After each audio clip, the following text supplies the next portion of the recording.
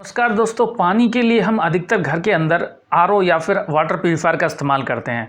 और कई बार जब हमारा आरओ ख़राब हो जाता है तो हम सर्विसिंग सेंटर को फ़ोन करते हैं और सर्विसिंग सेंटर वाला जैसे ही आता है तो उसके विजिटिंग चार्जेस रहते हैं और विजिटिंग चार्जेस को छोड़ के वो फिर हमें बताता है कि इसके अंदर क्या चीज़ें ख़राब है। यदि हमारे पास सही जानकारी होगी तो हम जो है अपने पैसे बचा पाएंगे, क्योंकि कई बार जो सर्विसिंग वाले बंदे आते हैं वो आपको जो चीज़ें ख़राब नहीं है वो भी आपको ये बता देते हैं कि ये चीज़ ख़राब है और उसके भी पैसे हमें देने पड़ते हैं। तो यदि हमारे पास सही जानकारी रहेगी तो हम उस पैसे को बचा पाएंगे। आज के इस वीडियो में हम देखेंगे कि एक्वागार्ड के आरओ में यदि काम करना बंद कर देता है, उसके अंदर कोई सप्लाई नहीं आ रही है, तो देखते हैं किस तरीके की प्रॉब्लम है। चलिए वीडियो को शुरू करते हैं।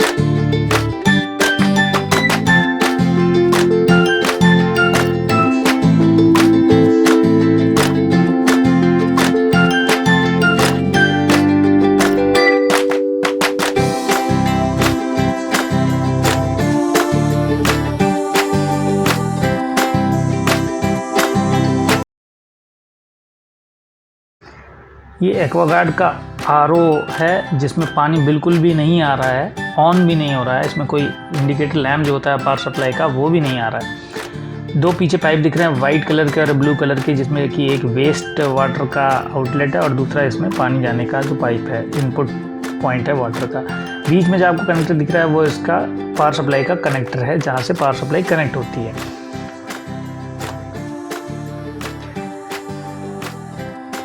देखते हैं क्या प्रॉब्लम है इसके अंदर। और ये इसका अडेप्टर है, जहाँ पर पीछे से जो इनका इलेक्ट्रिकल कनेक्शन का कनेक्टर है, इसको कनेक्ट करके मैं आपको दिखाऊंगा कि किस तरीके से ये इसका पावर ऑन इंडिकेटर लैम्प भी नहीं आ रहा है। कि हमने इसका अडेप्टर कनेक्ट कर दिया है और इसमें अडेप्टर बाहर से ही आता है। ऑन करने पे देखिए इसमें यहाँ पर इंडिकेटर लैम्प जलता है, ग्रीन कलर का लैम्प जलता है जो दिखाता है कि इसमें सप्लाई आ रही है। तो फिलहाल आपको दिख रहा है इसमें कोई भी सप्लाई नहीं आ रही है। सबसे पहले हम इस अडेप्टर को चेक कर लेते हैं कि ये अडेप्टर ही तो कहीं काम नहीं कर रहा है। हो सकता है कि अडेप्टर भी कई बार ख़राब हो जाता है। तो देखिए 24 वोल्ट इसका आउटपुट है, 24 वोल्ट आउटपुट है, 600 वाट का ये अडेप्टर है। और इसमें ये अडेप्टर बाहर ही दिया गया है। दूसरे जो कैंट के आरओ सिस्टम है उसमें ये अडेप्टर अंदर रहता है, मशीन के अंदर रहता है। लेकिन यहाँ पर अच्छी बात यह है कि इसमें आरओ का जो अडेप्टर है वो बाहर ही दिया गया है। रेंज सेलेक्ट कर लेते हैं, 24 वोल्ट का है ये।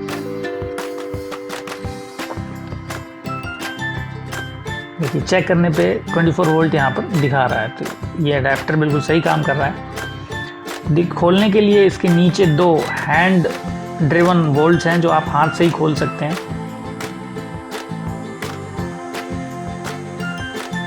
कोई भी आपको स्क्रू ड्राइवर की ज़रूरत नहीं है, हाथ से ये बोल्ट खुल जाएंगे और इसके साइड के जो पैनल्स हैं वो खुल जाएंगे।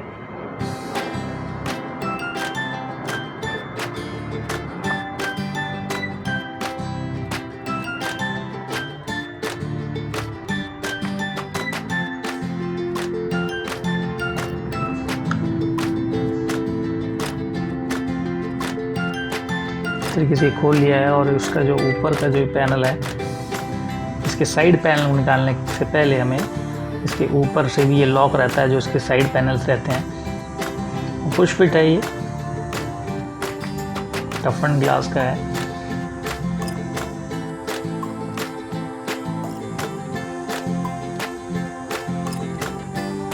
और इसके लॉक्स रहते हैं, पुश फिट लॉक रहते हैं। इसे आप बहुत सावधानी से, जैसे ही आप उसको बाहर की तरफ पुश करेंगे तो ये खुलने लगेगा।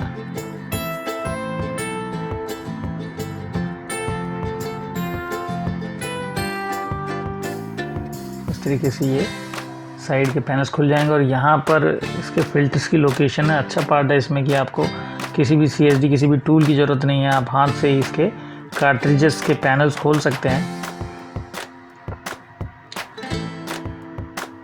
दूसरा साइड का पैनल भी इसी तरीके से आप खोल लीजिए और बाहर की तरफ दोनों साइडवेज इसके जो पैनल्स हैं वहाँ पर इसके कार्ट्रिजेस फिल्टर्स लगे हुए हैं।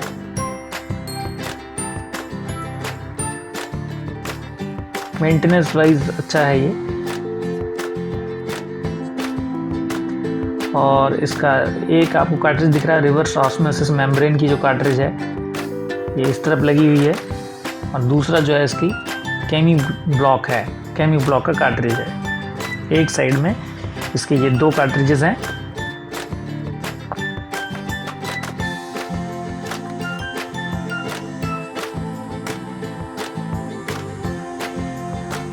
और ये इसकी बॉडी के स्क्रूज हैं सामने की तरफ से, जिससे कि आप पूरा सिस्टम खोल सकते हैं। फ़िलहाल इसकी रिक्वायरमेंट नहीं पड़ेगी क्योंकि अभी हम केवल चेक कर रहे हैं। और ये 2 अदर साइड में जो कार्ट्रिज हैं UV डिसइंफेक्शन का एक कार्ट्रिज है और दूसरा जो है वो क्लैरिटी कार्ट्रिज है। दूसरी साइड में UV का कार्ट्रिज और क्लैरिटी का कार्ट्रिज है।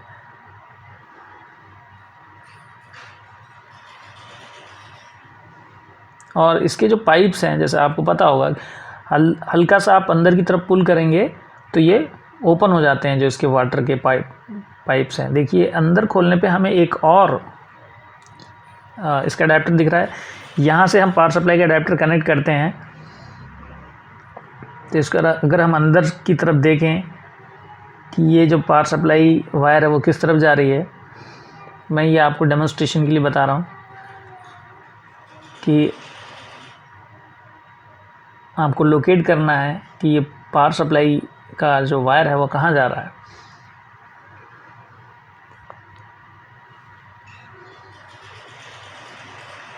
देखिए ये पावर सप्लाई का अडेप्टर का जो वायर जो इस तरफ अंदर जा रहा है, जो कि दूसरी साइड से अगर मैं दिखाऊं तो ये आपका पावर अडेप्टर का कनेक्टर है जो कि अंदर इस बॉडी में जा रहा है। और अंदर में हम देखें तो ये जो पावर सप्लाई का कनेक्टर है, इसके जो साइड के जो कार्ट्रिजेस हैं उसको रिमूव कर लेते हैं। रिमूव करने के बाद ही हम एक्सेस कर पाएंगे अंदर की तरफ।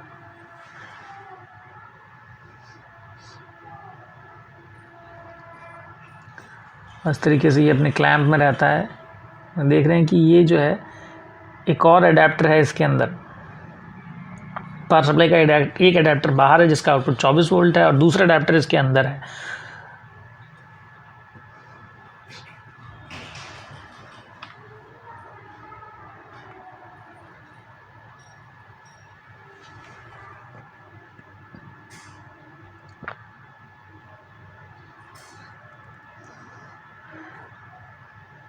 दोनों साइड के कार्ट्रिजेस आप इस क्लैंप से बाहर निकाल लीजिए। देखिए ये एक सेकेंड अडेप्टर है पावर सप्लाई का, जो कि इसके बॉडी के अंदर है।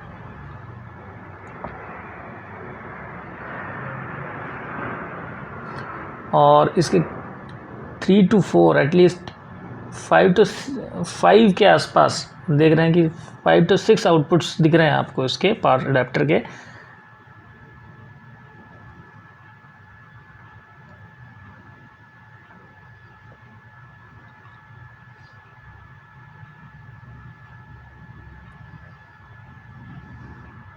सावधानी से आप इसको बाहर हम निकाल के देखते हैं किस तरह का अडेप्टर है। ये 22 वोल्ट DC से 26 वोल्ट DC इसका आउटपुट है। इसका जो इनपुट जो हमें बाहर के अडेप्टर से मिल रहा है 24 वोल्ट का, और यहाँ पर ये है 26 वोल्ट DC आउटपुट दे रहा है। और इसके आपके जो केबल्स दिख रहे हैं लगभग 6 केबल जो है इसके आउटपुट हैं। 24 वोल्ट का DC इसके इनपुट में है और 5 to 6 आउटपुट्स हैं इस अडेप्टर से। जो कि अलग अलग सिस्टम में जा रहे हैं, कि इसके मेम्ब्रेन में इसके यूवी डिसइंफेक्शन वाला जो कार्ट्रिज है यूवी वाला, उसके अंदर भी सप्लाई जा रही है। मोटर के लिए 24 वोल्ट जो है वो इस्तेमाल होती है।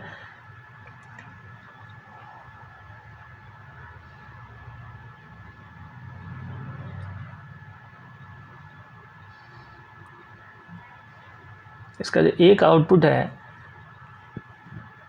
वो उसका एक बार आपको सामने दिखाई दे रहा है, ये है इसका एक आउटपुट। इस अडेप्टर का जो अंदर अडेप्टर है उसका एक आउटपुट इस एलईडी में आ रहा है, और ये एलईडी ही हमारे पावर ऑन की इंडिकेटर को इंडिकेट करता है। ये देखिए यहीं पे हमें इंडिकेशन नहीं आ रहा था, और इसके पीछे जो एलईडी इसको लाइट करती है वो इसी अडेप्टर से आ रही है।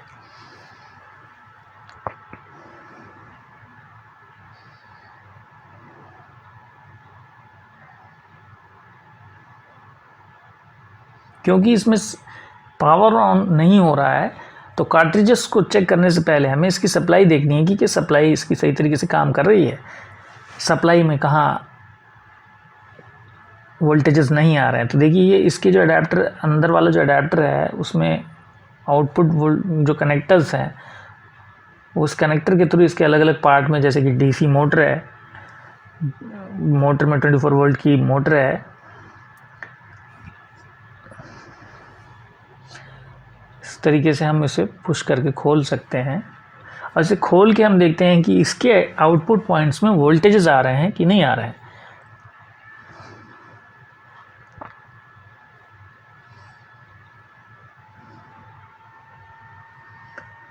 और यहाँ पर मैं आपको बता देना चाहूँगा कि बिल्कुल भी कन्फ्यूजन मत होइएगा कि कहीं एक कनेक्टर से दूसरे कनेक्टर में मिसमैच हो जाएगा, ऐसा नहीं है। एक कनेक्टर जो है वो अपनी उसी कनेक्टर में लगता है जहाँ से आप खोला गया है। दूसरी जगह आप लगाने की कोशिश करेंगे तो वो नहीं लगेगा। इसका अडेप्टर ही इस तरीके से रहता है कि बाय मिस्टेक भी गलती से क्रॉस कनेक्ट ना हो जाए।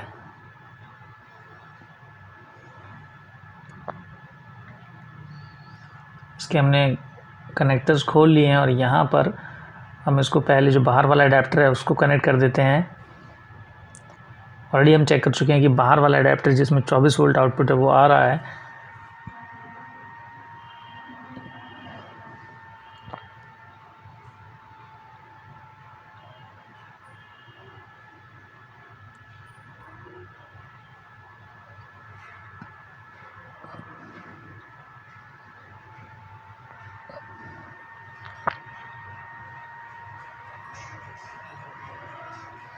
और अगर आप नए हैं तो आप फ़ोटो क्लिक करके रखिए ताकि आपको इसको इंस्टॉलेशन में इजी हो। देखिए जैसे हम चेक कर रहे हैं तो कोई भी वोल्टेज शो नहीं कर रहा है मल्टीमीटर में।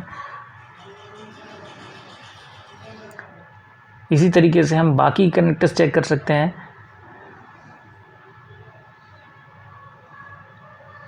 और आपकी जानकारी के लिए मैं बता दूं कि यहाँ पर पोलैरिटी, क्योंकि डीसी सप्लाई होती है तो पोलैरिटी का ध्यान रखना ज़रूरी होता है। लेकिन अगर आपके पास मल्टीमीटर है तो मल्टीमीटर में रिवर्स पोलैरिटी प्रोटेक्शन रहता है। आप अगर उल्टा भी कनेक्ट करते हैं तो वहाँ पे आपके इंडिकेशन में दिखाएगा प्लस माइनस का उल्टा हो जाएगा। देखिए यहाँ पर जैसे ही मैं इसको कनेक्ट कर रहा हूँ दूसरे कनेक्टर में भी कोई भी सप्लाई नहीं शो हो रही है, 0 वोल्ट दिखा रहा है। यानी कि इसका जो अडेप्टर है, अंदर जो इसका अडेप्टर लगा हुआ है वो अनसर्विसेबल हो चुका है, जिसे आप मार्केट में जाके ले सकते हैं या फिर इसके सर्विसिंग सेंटर से जाके ले सकते हैं। और देखिए जब हमने इसको रिप्लेस कर दिया इसके अडेप्टर को तो ये दोबारा से काम करने लगा। इसके अंदर अडेप्टर की प्रॉब्लम थी, जो अंदर वाला अडेप्टर था जिसका कि आउटपुट वोल्टेज 26 वोल्ट है, वो अपना आउटपुट वोल्टेज नहीं दे रहा था।